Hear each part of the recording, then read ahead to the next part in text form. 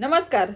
जबरदस्त और का झनकदार झनकदार झूमर के गीत लेके आ गए झूम के शॉर्ट्स झुमा में दे गईले वाला। बनी जा लॉन्ग गाने सुनाए जाते नहीं जा।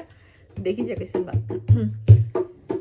छुम छना ना पायल बाजे पिया छुम छना ना पायल बाजे पिया मुझे ऐसी सासुया ना भावे पिया मुझे ऐसी सासुया ना भावे पिया बादल जैसे गरजत आवे पिया बादल जैसे गरजत आवे पिया छुम छना ना पायल बाजे पिया छुम छना ना पायल बाजे पिया मुझे ऐसी जेठनिया ना भावे पिया मुझे ऐसी जेठनिया ना भावे पिया हाथी जैसा मचकत आवे पिया हाथी जैसा मचकत आवे पिया छुम छना ना पायल बाजे पिया छुम छना ना पायल बाजे पिया मुझे ऐसी नदिया ना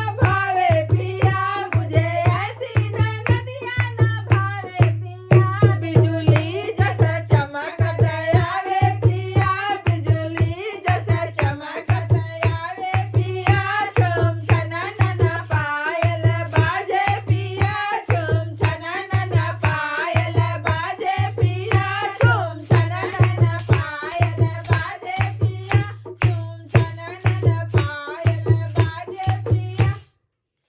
धन्यवाद। कैसे लागल हमनी के झूम के झुमा दे वाला झूमर झूमर कमेंट करके बताई जा। और चैनल पर नया बनी जा पहली बार देखा तनी जा तो हमनी के चैनल के सब्सक्राइब जरूर करी जा। और वीडियो देखा तनी जा हमनी के गाना सुनत तनी जा तो भाई तनी गाना सुन सुन के लोग लाइक नहीं करत रहो लोग कर दी जा। बहुत बड़ा बड़ा कंप्लेन बा। लाइक करी जा शेयर जरूर करी जा।